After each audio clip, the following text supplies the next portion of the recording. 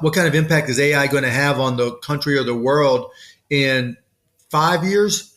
Maybe it's not going to be too outrageous, but 10 years, you can't even begin to guess. 20 years, we have no idea. And that's what makes this so transformative, that you can't really anticipate all the things that it's going to do. You can't stop them. You can only hope to contain them. You know, the old sports saying. That's pretty much it with AI as well. Hi, I'm Cuban, operating partner at Kleiner Perkins, and I'm excited that you're tuning into Grit. The goal of this is not for it to be a highlight reel of how successful my guests are, rather a candid exploration of how hard it is, both personally and professionally, to create, build, and scale world-class organizations. If you're a fan of the show, please subscribe, leave a review, and make sure to follow us on LinkedIn or Twitter. Thanks. Did I pick like one of the worst? Is game days like the days when you don't let any space, air, nothing come in the way of you in game days? Like, could we have basically picked the worst day? No, I wish it was like that. Actually, we've got a big Cost Plus Drugs meeting today. And so I've got that meeting, and then I'm going to run out the door and fly to San Francisco. And so it's just like a crazy day period. So I'm still in Dallas right now, even though the games tonight is in Golden State. You know how players are superstitious on game day? Do you have any of your own? Oh, yeah, I am so stupid-stitious. You have no idea. But if I tell you, it'll ruin everything. So I can't tell you. But you have things that you do every single game day, whether it's when you don't even want to know. Or... Yeah, you don't. Are you serious? You don't even want to know. Oh, it's insane. Come on, give me. Yeah, it's insane. No, I can't tell you. Nothing. No. I'll give you one of my old ones. One of my old ones was I would drink Diet Cokes. I don't drink Diet Cokes anymore, but I literally would take a sip of Diet Coke when we had the ball, and I would drink X amount when we were shooting free throws, and it'd be the opposite of that when the other team was shooting free throws. It's just so stupid. It's not even explainable, right? It's just stuff. And then it would work like 4 or 5 times in a row. And I'm thinking, oh, this is insane. I can't stop. Like I have some existential control over what's going on. It's just ridiculous, Juven. It's just ridiculous. But my wife laughs at me. My kids laughed at me. The players don't laugh, though. The players understand. I get it. Whenever I do a podcast, I have to have 2 pure sparkling water LaCroix next to me. I don't know why, but it's one of those things where it's almost like that's a cue that it's game day. You know, like it's a cue that you're getting settled in for the show. It just means the universe is aligned. That's all. That's right. Dude, how about Luka's smack talk the other night? Vlade. Yeah, Luka's a passionate player. All the best players are really, really passionate. It's just, Luka is Slovenian, and that takes it to a whole nother level of smack talk. Especially when he's not even speaking in English. That's even better. What did he say? You should have drafted me, right? That's basically what he said. Something that, yeah, basically, yeah. One of the things that I had heard about you that I suppose I put to the test when I reached out to you directly was you're notorious for responsiveness, specifically email responsiveness. Have you been that way forever? Forever. Because I basically evolved to where, I started using email in the 80s, literally, back when CompuServe and some of the other online systems were in place. And it just turned out that it was a great tickler system. So if I forced everything to email, all my unreads is what I still have to do today. And as time goes on and you're doing business with who knows how many hundreds of people, I can always just do a search in my email and look it all up. So it also is a database for everything I've ever done. Yeah, that makes sense. I'm on email all the time. Yeah. And so the number one job when I'm doing my emails is to empty my inbox. So I'm on there all the time. So if something comes in and it's like, okay, let me knock this one out. So, like most emails, there'll be a preview. And so I look at the preview, and if it's something of interest, I'll read it. If it's just ridiculous, I'll delete it. And then it's you. So I had to move it to the top and respond quickly. But it's just easier to knock them out and get them out of the way. Totally. It's interesting because I was with a mutual investment of ours, Synthesia. Victor was telling me the story about how they had tried basically, let's say 100 investors. And then I think they found your email. They say through a Sony hack, but it's not hard to find your email. No, it's not. But yeah, there was a Sony hack back then. Yep. And anyway, they pinged you.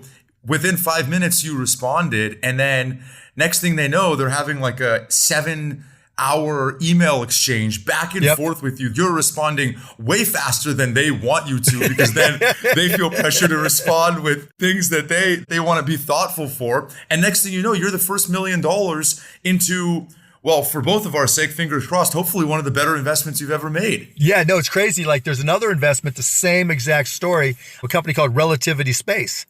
And they just raised, I don't even know what series they're in, at $4 billion. And I still have not met the guys. No, I met Victor, because we got together one time. So I met the Synthesia guys. But Tim Ellis at Relativity, I've still never met him. And he's like, you got to come watch a rocket launch. You got to watch us burn. I'm like, I can't now. It ruins the story. It's such a great story. And for you, you're cool with that. Like, I imagine that for you, this is part of the game for you. I bet you that when all of this fades away and basketball is not a part of your life like it was, and maybe Cost Plus is a big company and you're independent from it and you've officially retired from Shark Tank, I have a feeling, tell me if I'm wrong, you will still be responding to cold emails or introductions to be able to go invest in tech companies. Yeah, of course, it's fun. Some people are like, let's sit down, let me get face to face, let me get a sense of who you are. And I'm like, here's the questions I'm going to ask you, right? Doesn't matter if I'm face to face or it's via email. Let me just figure out if you know your stuff, if it's a topic I know well. And if it's a topic I don't know well, let me see if you can educate me so I can get to a point where I understand it so that I can even consider taking it to the next step. And if you can handle me peppering you, then there's probably a good chance that there's something there. But on the flip side, for every one that I do, there's 150 where I'm like, nah, I asked them a question and it just wasn't there. They didn't have an answer, how differentiated are you, yada, yada, all the standards, and they didn't have a response. The total amount that you've invested on Shark Tank, I don't know, it's what, like 30-ish million? Yeah, give or take. I can't remember. What's the number? Like 28, 29. Not that much relative to the game picture of investing and relative to your net worth. Do you just do that legitimately for the fun of it? I imagine you're not expecting the returns that you would for other types of investments. Yeah, and actually in the last 6 months, we've sold some companies or they've done some raises and we've taken some off the table. So the deals turned out to be really, really, really good. But to your point, the reason I do the show is that it sends the message that the American dream is alive and well, period, end of story. I love the idea that some kid in Dubuque, Iowa, or anywhere else in the country or the world for that matter, can watch somebody come on that carpet, their life in their hands, their business on the line, and pitch us. And whether they get a deal or not, they'll learn from watching them. I love the idea that it's one of the most watched shows on television by families together. I love when parents come up to me and say, oh my God, we love watching Shark Tank because we talk about business. My kids learn about business, all that kind of stuff. I think even my son, now he's 14 now, this is probably when he was 10, he started asking me, he's like, Dad, why don't you do royalty deals? And, I started talking about gross margin dollars and how you want to retain those gross margin dollars instead of giving them up in a royalty. And I'm like, do you know what gross margin dollars are? And he's like, yeah, and he tells me what gross margin. I'm like, how did you learn this? I'm like, from watching and then from going on YouTube, what I don't understand, just looking up. And it's just like two things there. One, okay, it's working even in my family. And two, kids learn today far differently than we did growing up. Now everything's a video someplace that they can look it up. And just being part of all that, knowing that all the stuff that we've done on Shark Tank will be, I don't even want to say entertaining, but more importantly, educating kids about business forevermore. I like that. That really makes me feel good. Totally. It's funny. It's almost like the CCP in China is feeding educational content to their children through TikTok. We should break away and just feed Shark Tank content through TikTok to I've tried. Trust me. I've tried to get ABC and Sony to do all that stuff. Yeah, it's still 1997 in some worlds. Have you really? Oh, yeah. Oh, yeah. Oh, yeah, for sure. I was surprised to read that you, growing up, always wanted to retire young. The reason I was surprised is because I don't know how old you are, but you're not a spring chicken anymore. And seeing you now, you're starting new. Come on now. You're starting new companies. Like you have more energy than ever, and you're putting it to good use here. I guess I was surprised to read that you wanted to retire early because your behavior is not. There's two different things, right? So retire, by my definition, back when I was in my 20s, was being able to stop working and party like a rock star and get drunk with as many people as I possibly could. It wasn't like retire in the classic sense to get the gold watch and go off to pasture. That was never, ever, ever it. It was like, okay, I can work 9 to 5, or like my first company, MicroSolutions, I went 7 years without a vacation.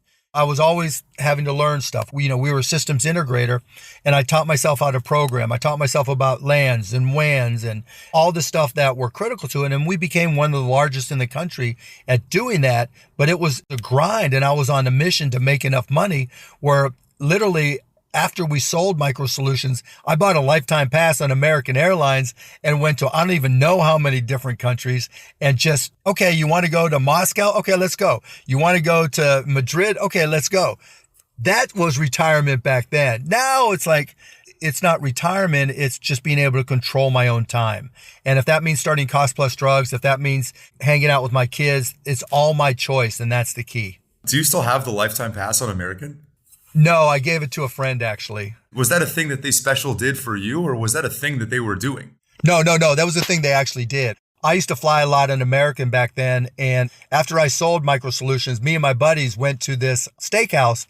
And back in the day, these old crazy steakhouses, you could ask for a phone and there would be a phone jack at all the tables, right?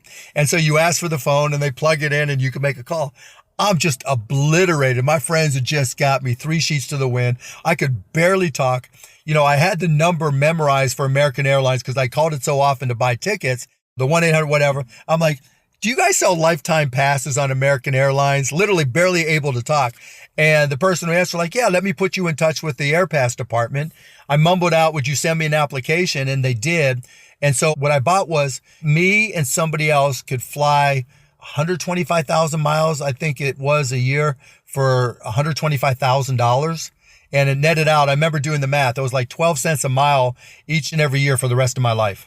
Did you have to wait until broadcast.com sold until you basically, that was irrelevant for you?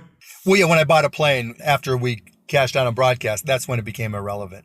Is it true, or is this just internet talk, that when you sold MicroSolutions, you made like $6 million or so? That day you threw away your Rolex? Is that true? It wasn't a Rolex. No, it was not a Rolex. It was a watch. It was not a Rolex. So my dad gave me a Calvin Klein watch or something. It was not a fancy watch. I mean, my dad didn't have a lot of money, so it wasn't fancy, but it was his way of giving me a present for graduating. And I wore that because I had to. And then when I sold MicroSolutions, I took it off and said, I'm never wearing a watch again because that means I'm on somebody else's time. I want people to have to work to my time. And I did that until I got an iWatch, but not to tell time, obviously, but for all the other features. When you were a kid growing up, what was conversation like at the dinner table for you? Sports. Oh, really? Yeah. Pittsburgh, Pirates, Penguins, Steelers. That's really how, I have 2 younger brothers, and that's how we all connected, watching sports, talking sports, playing sports. My dad did upholstery on cars. My mom did odd jobs. So they didn't really have a business background. So it wasn't like what I am with my kids. Okay, let me tell you what I'm doing with Cost Plus Drugs or da-da-da-da-da. It was more like, are the Pirates going to win tonight? And that was kind of our connective tissue. How much of your upbringing and 7 years of MicroSolutions without taking a day off, how much of that drive came from seeing your parents doing blue collar work and wanting to make something of yourself? A lot. My dad would go to work at 7 a.m. and get home at 6, 5 days a week. And on Saturday, get home at 12 or 1 and would be exhausted when he came home, lost an eye in an accident at work. And so he used to take me down to where he worked and have me sweep the floors. And he would tell me, this is not because I want you to learn how things work here. It's because I want you to see what it takes to have to work, do physical labor every day. And I always had a job of one sort or another. At 16, I was a stock boy. But after that, I started getting jobs in sales. And so when I was 17, 18, selling magazines door to door, whatever it was, that's when I learned that I could sell and started making a little bit of money doing that. Not a lot, but just enough to pay for gas. But my dad really, really, really wanted us to go to college because he never had, same with my mom, and really wanted us to work with our brains instead of our hands. And I think all those pieces fit together and motivated me. That feeling that you learned through your upbringing at the dinner table, watching your parents, that's a very different feeling than I imagine your 3 kids have today. You think? Does that keep you up at night? It's terrifying. You and mom fly on the jet and they're flying American? I doubt it, Yeah, pretty much. No. No, but I tell them it's my money, not theirs, but they're not dumb, obviously, but they're good kids. They work hard to get good grades. They set goals. Now, do they have a job to pay for their spending money? No. But as much as we can not spoil them, we try to. But obviously, if you're getting on a private plane to fly somewhere, they understand what's going on. But we're not a big stuff family.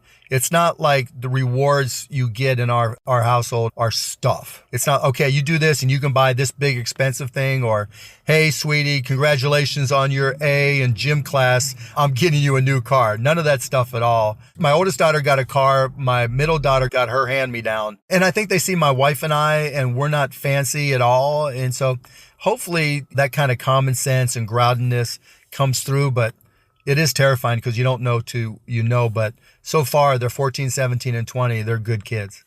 Yeah, and I think they probably see you starting companies now. And if anything, or if nothing, I should say, they're learning about work ethic and learning about drive and wanting to go achieve, independent of all of that stuff, right? Like, you don't need to be starting another company. Yeah, I do. It's the first company you've put your name on. Yeah, I do. You think so? Yeah, that's who I am. I mean, I love to compete. I still go play pickup basketball. I go take workout. I just love to compete. That's who I am. And the day I stop is the day I'm dead.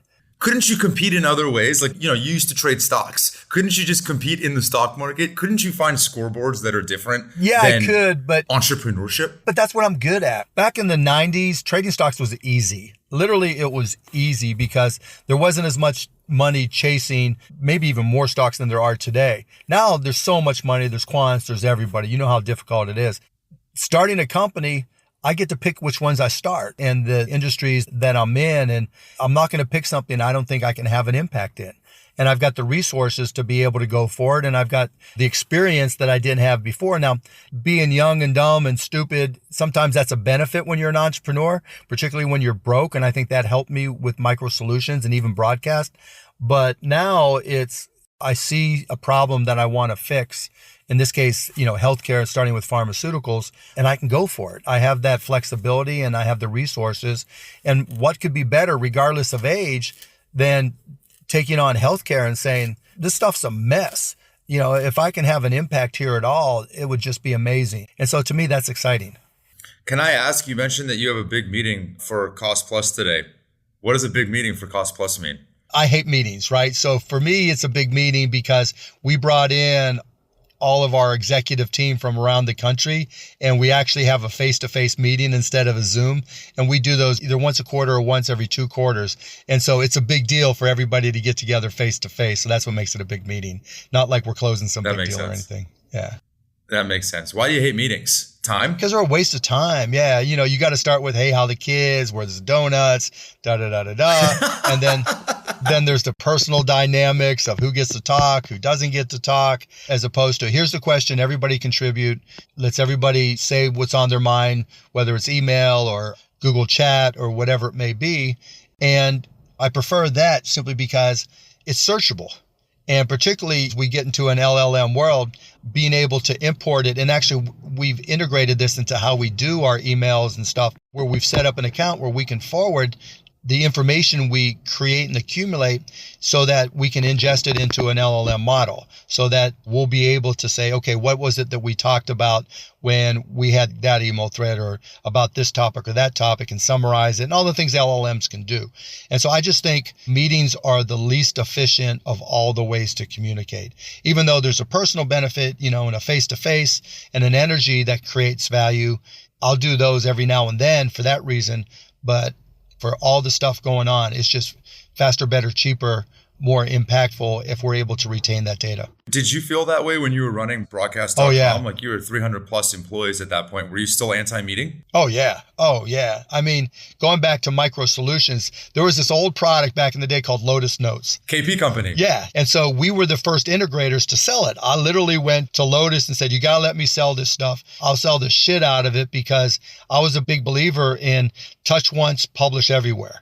Meaning you just handle the data one time and everybody gets access to it. And that was fundamental to everything I did at broadcast and what I do with Cost Plus now too. How far away do you think you are personally from uploading your 20 to 30 years of email into a language model? I don't know if it's large or small, but into a language model.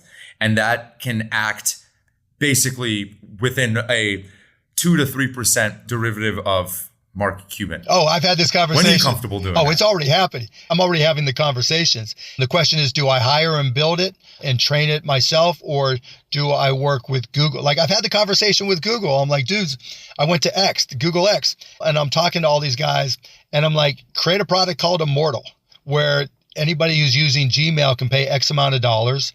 And, I'm not the AI layers expert, but I'll have my own little layer of everything that I imported. And it's just, extensible to an already trained model. And it's me. And it'll be around long after I'm gone, and particularly as models get more and more powerful, cheaper and faster to train. And think about the same thing happening with kids. Do you have any kids? Not yet. Not yet. So when you have that first little tyke, you're going to capture every single thing you can about them, every video, everything. And all that is data. And you're going to be able to ingest it into a large language model. And hopefully by then it'll be on a local device and we can retrain, and you're going to create their new best friend. Essentially, by the time they're 7, 8, 9, 10 years old, there's going to be a large language model that mirrors your kids, and they'll be able to talk to themselves in essence, or hear what they sound like. And it's going to be really, really Black Mirror-ish, but it's inevitable. Because when parents in particular have the opportunity to get smarter about their kids, or try new things with their kids, or experience new technologies, they do it. That's a whole KP thing, right? How is this going to be used and what's coming next and all that? And it's going to be really, really weird, but it's inevitable. And so for me, yeah, I'll take all those 30 years of emails and just ingest them and ask it questions. What was it that I was discussing with Travis when he sent me the Uber cab email? Why did we not do a deal? What was the reason? Whatever it may be. It could be Synthesia. Okay. Summarize the first series of emails that I had with Victor when he first reached out to me about Synthesia, and present that to me. All these things that are just going to be insanely valuable and interesting and scary, that are inevitable. Do you let anybody into your inbox today, or are you the only one that's managing it? I'm the only one. Yeah, it's just me. And do you have any concerns? Like, I guess Google already has all of your information of the last 30 years anyway. So it would make a lot of sense for them to build the model with your data. Yep. Whether or not they tell me is the question, right? So, and I think privacy is far enough along that I don't feel threatened by that, but that's always a risk. Yeah, totally. But after I'm dead, right? 40 years from now, 50 years from now, will I really care? As you've seen the different waves of technology that you were such a big part of over time, how does this one let's just say we're in the first pitch or first batter of the top of the first inning, in that point of a preseason game. Yeah. Yeah. Okay. Of a preseason game. Exactly. How does this point feel relative to, the MicroSolution times or the broadcast.com times? It dwarfs it. Tell me more. Typically with technology, you can do a decent job of predicting where it's going to be over the next 5, 10, 15, 20 years, kind of anticipate what the outcomes are going to be, if not the exact timeline. Not with AI. To ask what kind of impact is AI going to have on the country or the world in 5 years, maybe it's not going to be too outrageous, but 10 years, you can't even begin to guess. 20 years, we have no idea. And that's what makes this so transformative, that you can't really anticipate all the things that it's going to do. All you can do is, you can't stop them. You can only hope to contain them. The old sports saying. That's pretty much it with AI as well.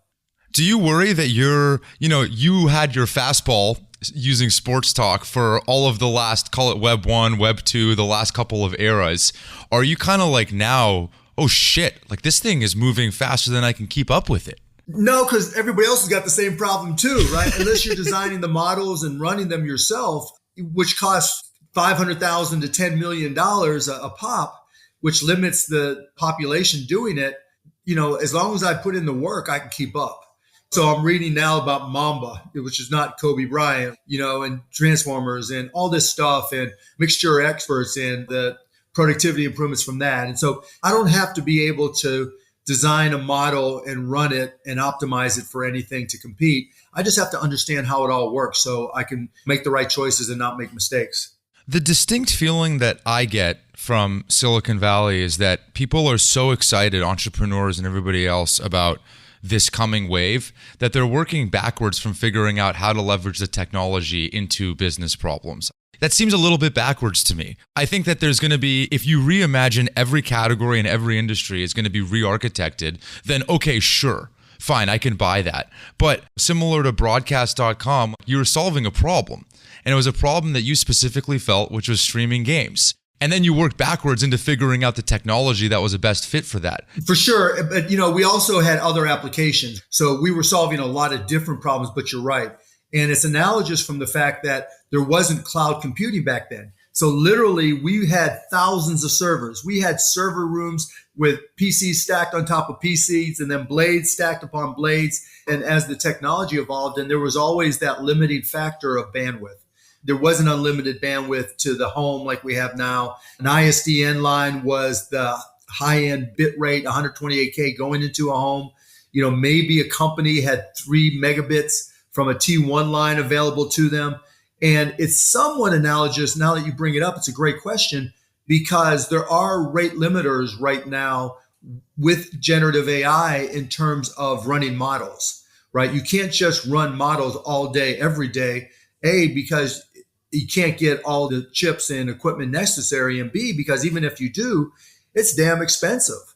And that cost capture, if you will, is critical. And so you see all these big companies trying to harness it. And when you see an upstart trying to compete with the foundational models, they're talking about having to raise billions of dollars just to get started, and people are giving it to them. They see OpenAI come, and if you have a history in technology, you don't know if OpenAI is going to be taking the arrows or shooting the arrows. It still remains to be seen. And so then there's the add-on businesses, if you will, the skinning of the models. And we've already seen that become catastrophic for a lot of companies, that's not enough as new technology arrives and bots and chatbots. And so it really is right now like the early days of streaming, like the early days of internet, where people try to grab the low-hanging fruit and make money from it. And some people try to go big or go home and raise hundreds of millions of dollars and hope that they have the technological wherewithal to be different and better. The pitches that we're getting for folks that want to go build a foundational model has the price tag of what should be a Series C, D growth round, but all of the risk of what feels like a seed or Series A round. So you're getting asked to put in like $100 million at the Series A just to get past go. That's part of the startup nightmare for entrepreneurs in this space, because they see the amount of money they need just to be able to create the models, right? And have some level of control over their own destiny. But because of the amount of money they need to raise, they also see their equity disappearing very quickly. And they also know that if they have any success at all, then they're going to have to keep on raising more and more and more, and their equity dissipates to nothing. And then they're asking for grants before they get bought or whatever, so they have a legitimate stake. And so that's the catch-22. And that's also the advantage that the big public companies have, plus ChatGPT and Anthropic, the ones that have already raised the money, have had some success. They're already on the runway and on a path to be able to continue to raise more. And then on top of that, there's not an unlimited number of talented model designers and just the people that need to do the work, the architects, right? And so there's a lot of bullshit out there right now asking for a lot of money from someone who claims, I worked on Watson at IBM, and so I was early on, and now it was just too early. Now is the time, and I know what to do, and you don't know if it's real or not. So it's a catch-22 for the investors. It's a catch-22 for the entrepreneurs. But there's going to be so many massive flameouts in this space because it's so expensive. Ali Ghodsi, the Databricks founder, has a take that OpenAI is going to be the next Yahoo. That means I should sell a company to him? That's right. That's right. The last time you interfaced with Yahoo, you sold a company for almost $6 billion. Can I ask you, when you were selling the company, I know you knew that things were frothy. Did you also have a perception about this idea of Yahoo being overvalued as a company? Well, remember, we sold for stock, and so everything was relative. From my perspective, I just don't want to be greedy. How much money do you need? And this was beyond anything I could ever dream of. But I'd also traded stocks very successfully. Right after I sold MicroSolutions, I was talking to every analyst at every major investment bank and telling them what was going to happen in the industry. And all of a sudden I realized I'm not going to tell them. I'm just going to trade those stocks. And literally I was making 80, 90%, in those 4 or 5 years between MicroSolutions and the start of AudioNet, and got to the point where I took that track record, created a hedge fund, and sold it within 9 months.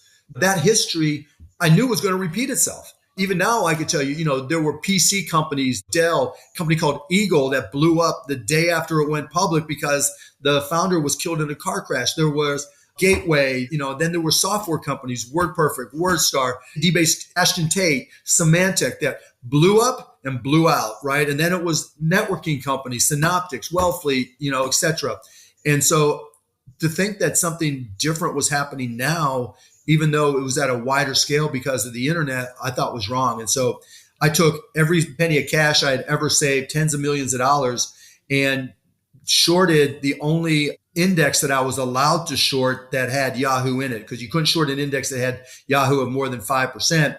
And either if it blew up while I was short the index, I would make some money, but the value of my stock would be worthless. But it didn't blow up. I lost a shitload of money in that index, but then I put together a collar on the stock that I got and protected myself, and the rest was history. When you made whatever it was, like billions of dollars through that sale ultimately, how long did you chill? How long did you enjoy yourself and hang out before you got back on the horse? I bought the Mavs right away. You did? How long did it take before you bought them? I bought the Mavs on January of 2000, and the Yahoo deal didn't officially close actually until July of 2000. And was that an apple of your eye? Like, were you thinking? No. Meaning, did you get restless and then go do that? No, not at all. I was a season ticket holder. My then girlfriend, now wife, and I went to a game the start of the 99-2000 season, and it was opening night. We're undefeated, right? And there was it wasn't a sellout. There was no energy. And like I do when I visit a lot of businesses, I'm thinking, I could do better than this. And I'm a basketball junkie, and I'm thinking, oh, this could be fun, right? I'm getting all this money. Yahoo's not asking me to stick around. Let's go. And so I connected with the owner, and it took me about 3 weeks to buy it. Yahoo didn't put handcuffs on you? Nope. They didn't like me. They were over you? Why? You were too startup-y. You were too much of a startup renegade. Yeah, I was too go. Yahoo, they just were different in that respect.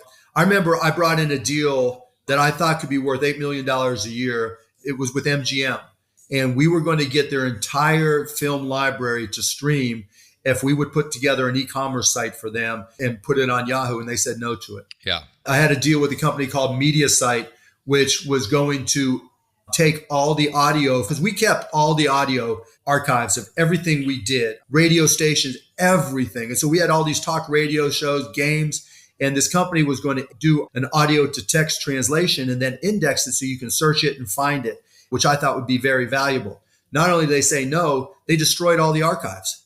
And by the way, I don't mean that as an indictment of Jerry Yang. Jerry Yang, there was a different group that was running it then. Jerry Yang was one of the smartest people. David Filo were two of the smartest people that I'd met. And I was excited to work with them. So you go to the game, and then what? How do you get from season ticket holder to, I kind of want to... Well, I talked to my sales rep, and nobody was happy with the way the Mavs were run. As a season ticket holder and a fan, I wasn't. And, we hadn't made the playoff in 10 years. And so it was obvious that people were excited about a change. And so I just asked my sales rep.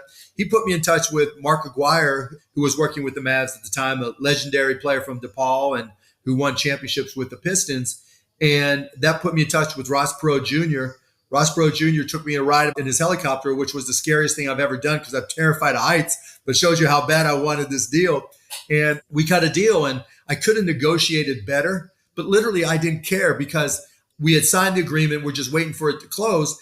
And so I knew how much stock I was going to have with Yahoo against that index.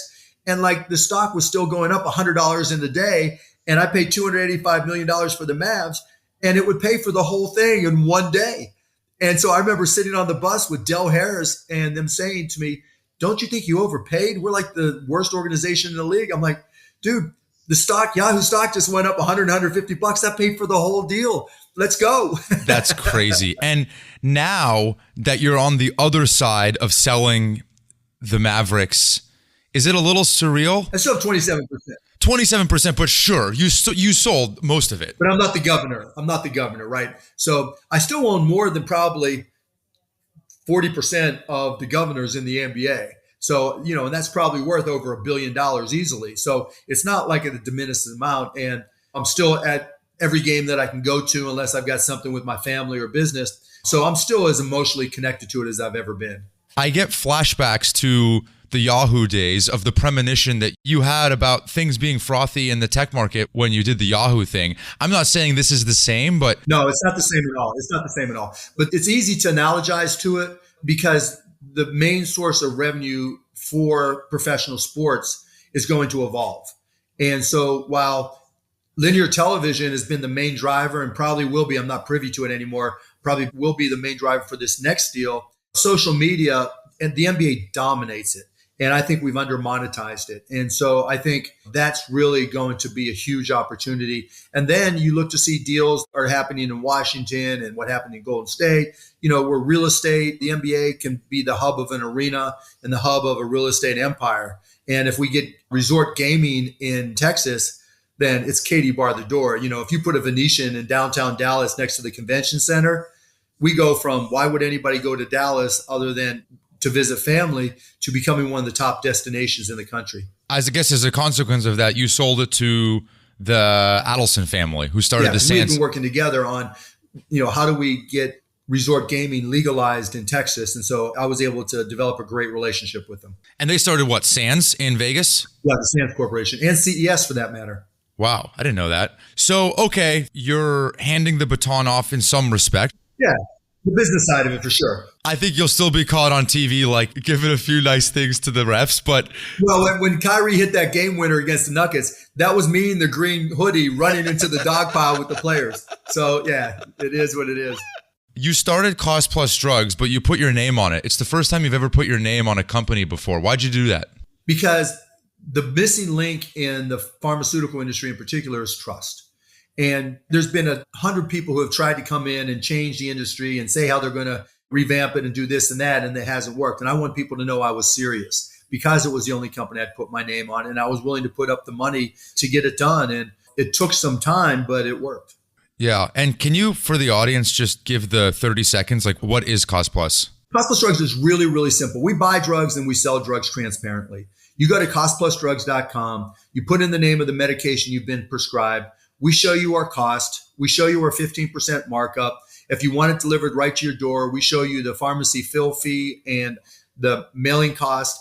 And if you want to pick it up, we have an option for a retail network where you can pick it up as well. That's it. But in doing it with just a 15% markup and letting people see our cost, we completely transformed the industry.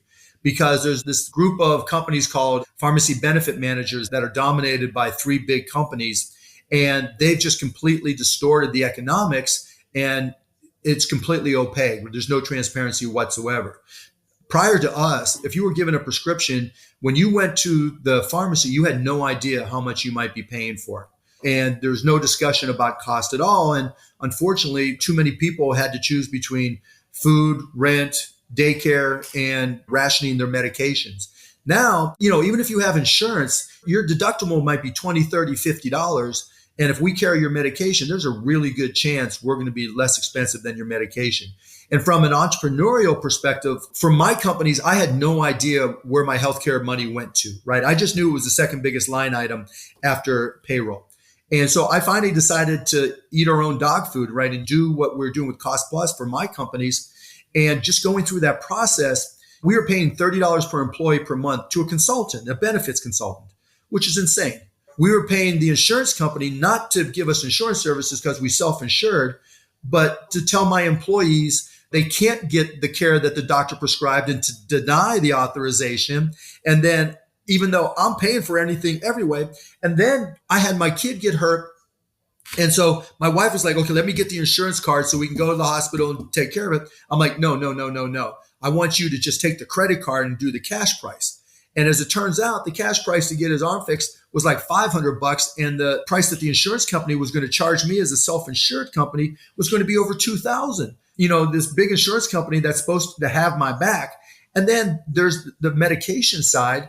The pharmacy benefit manager we were using, I went through and just medications that cost more than $30 for the Mavs. We spent over 18 months, $169,000, would have cost us $19,000 with cost plus drugs. And so realizing that, it's like, okay, for your startups, and the reason I bring this up, you were getting ripped off on your pharmaceutical costs and on your healthcare costs, period, end of story. Don't use an employee benefits company. Hire a healthcare CEO that works in your organization, or work with, get KP to put one together to work with all your startups. You'll cut your costs dramatically in weeks, if not months. Just checking cost plus drugs, particularly if you self-insure before you pay anything, is like doing another raise for your company. You can generate that much cash. How long does it take to get like a comprehensive, index of all the drugs? I'll send you prices. I'll email it to you and you can give it to any of the companies. So that's easy. The hard part, so Jeff, is asking your insurance company or your PBM to give you a list of your claims. They don't want to do it because they know that they're ripping you off. They don't want you to know. And if your company gets rebates back from them, they don't want you to audit the rebates. Every company that I know that has audited their rebates that they were supposed to get from the PBMs has gotten underpaid by at least 30%. Are you funding this yourself? Yeah, all me. Good for you. It's funny because I've heard you talk about this before and you get so fired up. It's almost like you found a new rival in the insurance and pharmaceutical industry. 100%. It's so competitive, right? Well, think about it. It's fun to disrupt. And the reality is everybody talks about disrupting healthcare. This is the easiest motherfucking industry I've ever tried to disrupt because it is so opaque and everybody is so captured by the scale of these big companies. It's like the old, no one ever got in trouble for buying IBM. No one ever got in trouble for buying insurance from this big company or using this big company as their PBM. And so they don't check. And so the ability to just change healthcare, and look, I could get dumped on by one of these big companies. It can all change tomorrow because we're still tiny versus them. But at the same time, introducing transparency to what had no transparency before will always be a game changer. And I think that's the difference. And now, for my companies, we're doing direct contracting with providers, hospital networks, et cetera. And we're going to publish those contracts. That's what we're telling them when we walk in the door. We're only going to do a deal with you if you let us publish the contracts. And they're starting to say yes. And once we do that, all your investments at KP are going to be able to look at that and say, okay, for similar size, we can do A, B, and C, and we better have this in their contract. Like that, the whole industry changes. People took our price list at Cost Plus Drugs, medications, and compared them to what CMS was paying via Medicare. And 7 oncology drugs were like $3.6 billion. 9 urology drugs were $1.2 billion. But they had no idea before we started publishing our price list.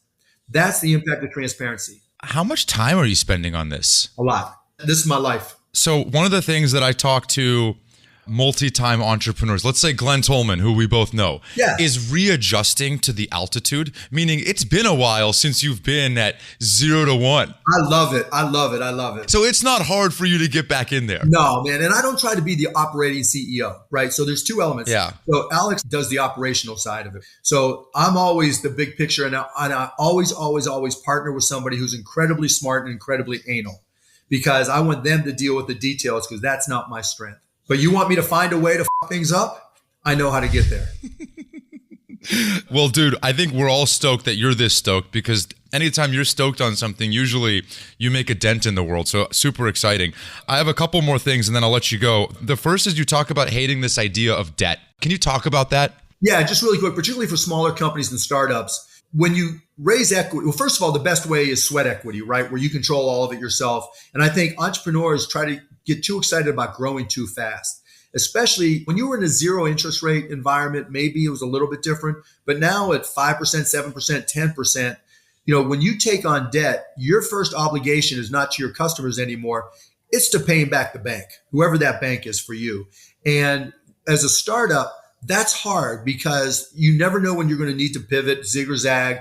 And in the history of business, there's never been a business plan that got their projections right. Never. Maybe you've outperformed them, but you didn't get them right, and you're going to have to adapt. And so when you take on debt, it makes it far more difficult. That's not to say there's not success stories, there are, but your probability of success, in my mind, is reduced because of that. Dude, I appreciate you doing this. I ask all my guests the same closing questions.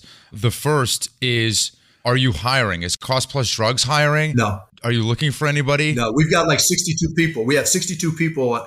The only people we've hired are for our factory where we've had turnover. But if we can keep it to 62, 65 and grow to a multi-billion-dollar company, I'm doing it right.